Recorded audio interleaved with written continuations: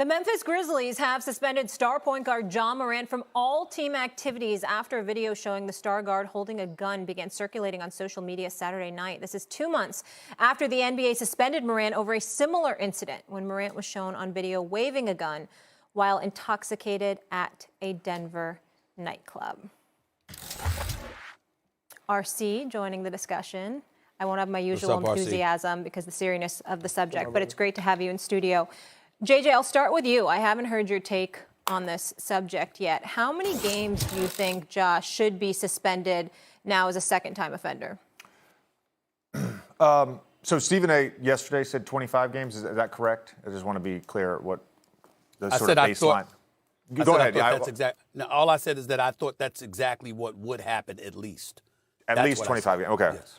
So a couple things. Number one, don't condone Ja's behavior. And Ja Morant is not an idiot, but it's idiotic behavior. It is. I think also how sensitive everyone is right now to guns in general. Absolutely. I think that sort of factors into the outrage of this. My initial question is, has Ja Morant broken the law? Right? The Colorado police investigated. No law was broken. As far as we know so far, no law has been broken here. When we talk about a 25-game suspension, historically speaking, that's steroids. You're cheating the game of basketball. That's going up into the stands and fighting fans. That's, Gilbert, I think, got the whole season or 50 games, whatever it was, for bringing a gun into a locker room. Now, that is in violation of league rules. We have every season meetings with NBA security. They go through the gun laws with us. They go through the protocols with us. As far as I know, there's no law that's been broken.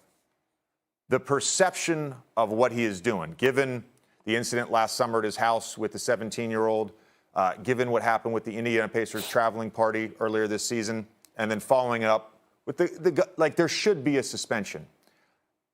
Given that he already served 8 games, 2 of which he obviously couldn't play, but he served an 8-game suspension. I think I would start sort of looking at a 16-game suspension, right? Doubling up. And there's a lot that I don't know. There's a lot that we don't know internally with the Memphis Grizzlies and internally with the league. We're not privy to everything that's happening in Ja Morant's life right now. We're not privy to everything that's happening behind the scenes with the Memphis Grizzlies organization. I do think a 25-game suspension for this is too severe. I'm not a fan of the behavior. I don't condone it. But I would generally start at probably doubling up what the suspension has already been, which was 8 games. Statements kind of allude to is there is no victim in what Ja Morant is doing. Ja Morant hasn't harmed people. Ja Morant's intent in doing these things, I agree with you, though idiotic, aren't in this sense criminal. Now, we also know, having played in the NFL and you playing in the NBA, that conduct detrimental to a team, conduct detrimental to a league is something, and I always think this is weird or this is funny, is because fans see it so differently, right? Fans see it as, well, you're doing these things, and if you do these things at AT&T, then you're fired. Well, these people don't work for AT&T. These people don't work regular 9-to-5s. When people came out and I wouldn't say necessarily defended Ja's behavior initially. We said it was a young, stupid move, right? We said that these are things that young people do. He should learn from it. I think when you take this next step and you understand, and now Ja understands that it's not about what's legal or illegal. It is about perception. It is about sensitivity. This move or this latest action moves into slight arrogance, right? It moves into almost a disassociation or a diminishing or dismissing what can happen or what can be the consequences of your action this time. And I don't believe Ja Morant thought through those things. I, as a football player, as an athlete, am never going to give a number of games that a player should be suspended. I'm never going to call for a player to lose his job. I'm never going to call for a player to lose money. I'm never going to call for a player to lose time. If it's 25 games, I would be fine with that. The league needs to make a point. Can I pause you? What if something serious had happened, like at that Denver nightclub when alcohol is involved in a gun, And what if something tragic did happen? Thank the good Lord it did not. Would you then put a number of games? Would you be comfortable saying it? Yeah, but I don't think we get to talk about the what ifs. I don't think we get to. I agree with that. I don't think we get to. But it shows the seriousness of the situation. Yeah, no, I'm saying, but we don't get to punish on this could have happened. We can only punish, or there can only be. No. I'm not. I'm just saying if there was yes. Well, because now though, if someone gets hurt, it now involves legalities. Mm-hmm. It now involves criminal offenses, and those things factor in to how the league has to reprimand a player. And this is such a difficult situation to really quantify a number of games because it's about decision making now for Ja Morant.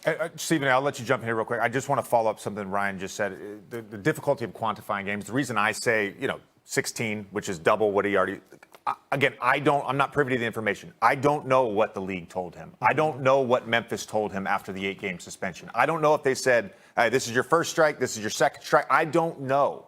And so depending on what he understood the first consequence to be and what the next consequence to be, then you can start getting into this amount of games. I know you said something yesterday about the full season potentially. I don't think it ever goes that far, and I don't think our union would ever let it go that far, to be honest with you. Okay, a couple of things. Number one, there's a few things that need to be parsed here. First of all, I appreciate both of y'all positions because as former professional athletes, y'all should have that position. You're absolutely right to do so. I don't think there's anything wrong with your position, JJ. I don't have any problem with you saying that the suspension should be doubled up with 16 games. I'd be fine with that. If it were 25 games, I'd be fine with that. If you want to sit up there and not put a number on it like Ryan Clark just said, that makes total sense because we don't know all the details. Absolutely right.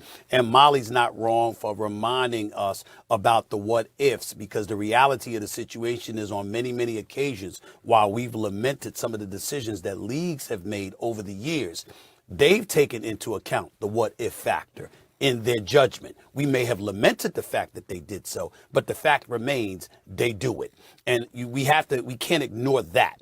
Now, let me say this. I'm going to read something to y'all from a source that's very, very close to the league office, got Adam Silver on speed dial and Joe Dumars and guys like that on speed dial.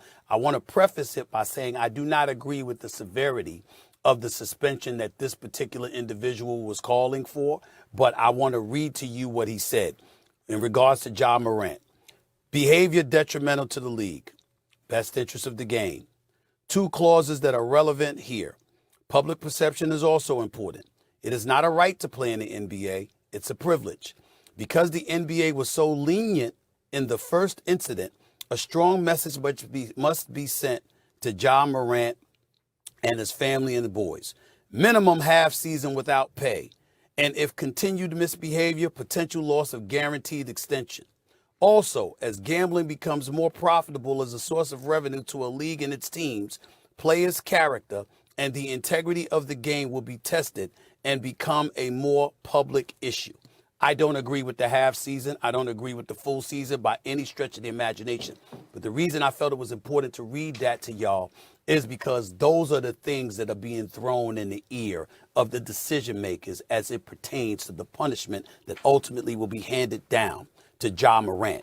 And if people are saying that and they're throwing that to the league office and proclaiming that that's what needs to transpire, one has to ask the question as to why that is. Could it be it wasn't just this latest incident?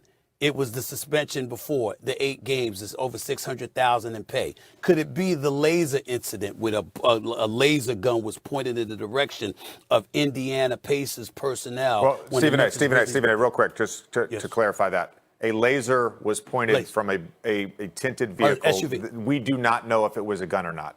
Now, there's speculation that there was a gun. Yes. But we do not know there was a laser coming from the black SUV. Yes, it was a laser, right? And Ja Morant and the person who was with him in this latest video were both in that SUV together. And so because of that, and the NBA couldn't prove what, like you just said, whether it was a gun or not, or who had it or what have you, that incident sort of went away. Prior to that, Ja Morant allegedly was playing a basketball game with a high school prospect. Him and that same individual that he was in the car with ends up knocking the dude upside his head, and then Ja Morant goes into his house and comes out with a gun. So those are 3 instances where either allegedly, or via a picture or film or whatever, we've seen or see Ja Morant involved with a storyline involving guns. So all of those things get taken into consideration, and that's where people take the preponderance of so-called evidence and say something needs to be done. So my point is, what it really, really comes down to with Ja Morant is, when you sat in that office of Adam Silver, I'm pretty sure Adam Silver said, this kind of stuff can't happen again. I'm pretty sure Adam Silver said you got a 5-year, $231 million contract that's scheduled to kick in this upcoming, next season. And you got Nike. You're replacing Kyrie Irving. They got the signature shoe.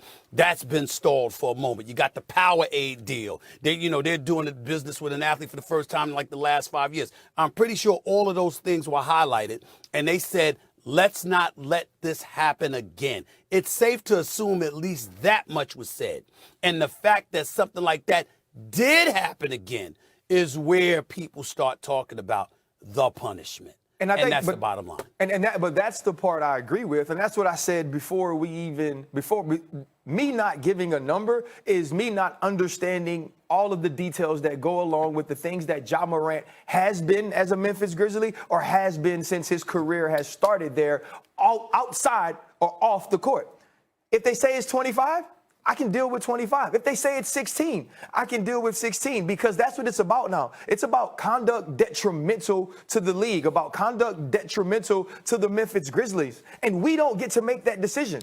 And we've had these arguments time and time and time again with football players. When there's been accusations, or when there's been allegations, or when there have been criminal proceedings in which football players are found not guilty, in which athletes are found not guilty, still suspended by leagues because it's conduct detrimental. It's all about the shield. When it comes to the NFL, it's going to be about what the NBA wants to be perceived as. This is one of the youngest and brightest stars in the entire league, right? And when you see Ja Morant, you see that Grizzly logo, you see the NBA. That's why they're going to make a decision however they make it. Before you chime in, JJ, go ahead. I want to go back to something you brought up earlier, because it's very, very important. He broke no laws. And here's what we're talking about, because we're talking about the society that we're living right now with, obviously, we're being inundated with news and concerns because mass shootings have been taking place, just gun issues all over the place. In the state of Tennessee, there is, permitless, you're allowed to walk around with a concealed weapon, all right, open carry, permitless. You do not need a permit. In the state of Tennessee, I only bring that up because we don't know where he was driving or whatever, but he plays for the Memphis Grizzlies. And in the state of Tennessee, obviously you can carry. You don't need a license. You can literally carry without a permit, for crying out loud. So it's not about the law is all I'm trying to say. And I know that's what you were saying, JJ. It's not about the law. He's broken no laws. It's about the perception that the private industry known as the NBA wants to have and wants to be associated with.